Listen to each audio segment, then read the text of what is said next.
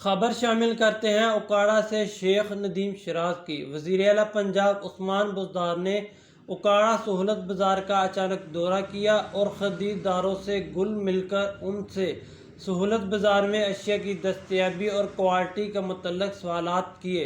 वज़ीर आला पंजाब ने सहूलत बाज़ार में अशिया खुर्दोनोश और क्वालिटी मेयार को खुद भी चेक किया।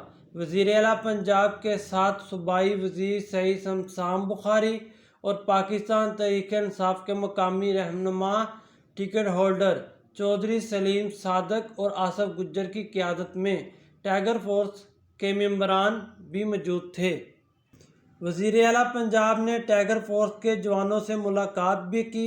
वज़ीर आला पंजाब ने Sheikh Nadeem Sharaz, information secretary, Okara union of journalist और मीडिया के नुमाइंदों से गुफ्तगू करते हुए उकाड़ा में ज़िले इंतज़ामिया की तरफ से लगाए गए सहूलत बाज़ार की कामयाबी पर इत्मीनान का इजहार किया।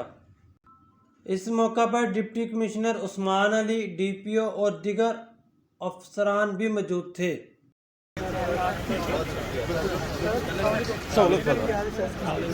थोड़ा सा प्लीज मैडम बुला लें। अगर रास्ता